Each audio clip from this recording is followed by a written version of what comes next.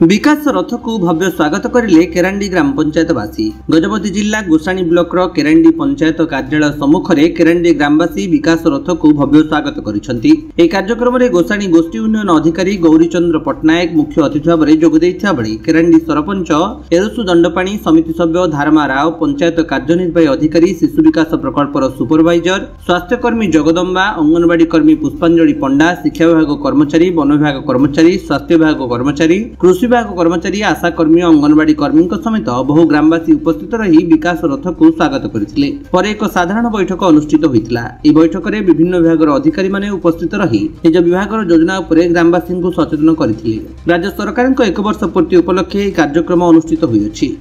विकास रथ आम दीर्घ 10 दिन है एंटायर ब्लॉक ता कवर करछि।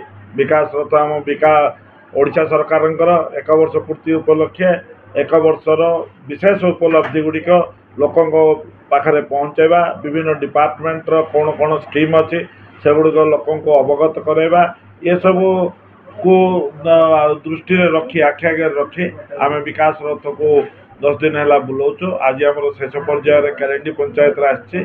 केरेंडी पंचायत केरेंडी ग्रामवासी एवं केरेंडी पीआरआई मेंबर्स समस्ते आम रथटा को आमर वाहनटा को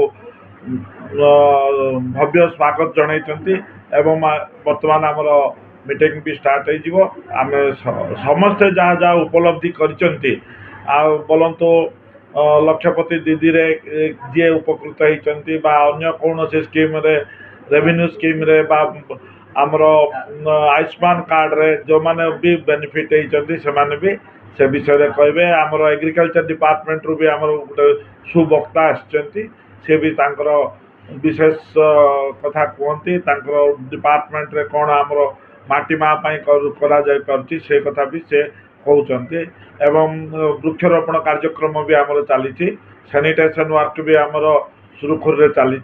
से सब कथा को लोकों लोचन लोकों पाखे पहुँचेबा एवं लोकों को आउरी अवेयर करवा जे से माने केमिति आम सहित संश्लिष्ट होवंतु आमे केमिति लोकाभिमुखी हो पारिबो। दुईटा जाकर बॉन्डिंग रे आमे आम राज्य को उन्नति करवा एटा ही आमर प्रण। मो रिंकी मिश्रा नुआ केरांडी ग्रामवासी केरांडी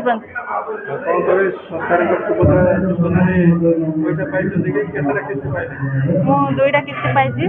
सरकार को अशेष धन्यवाद दूसरी। यही सुभद्रा योजना मिली कर कमटी अनेक महिला माने ये उपकृत होती। मुझे पैसा 2टा किस्ती पाई सुभद्रा योजन मुझे मेसीन किणी निज परिवार आत्मनिर्भरशील कर सरकार तो अनेक अनेक शुभेच्छा अनेक अनेक धन्यवाद दूँ। मो ना हूँ गणेश बराड़ ग्राम केरांडी। हाँ मंडी की धान देती क्विंटल पिछा 800 टंका पाइली। बहुत खुशी अच्छी। वर्तमान को सरकार को धन्यवाद दूसरी किंतु सीएम किसान पीएम किसान दुईटे ही सुविधा पाऊँ।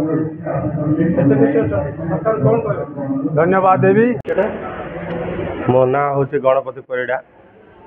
कौन कहे सरकार बर्तमान जो मंडी के धान देले सरकार क्विंटल पिछा 800 टका देले केते खुशी अच्छे यहाँ कौन कहे ए वर्ष सरकार 800 टका मंडी की किंटा पिछा देले आमे उत्साहित होचु चाष करने उत्साहित। सरकार पीएम किसान सीएम किसान मिलची केते खुशी अच्छे सरकार जो स्कीम रे बहुत खुशी अच्छु। सरकार कौन कहे सरकार को धन्यवाद जनाऊँ। गजपति रेणुबाला बेहरा रिपोर्ट विश्व विजयी न्यूज ओडिशा।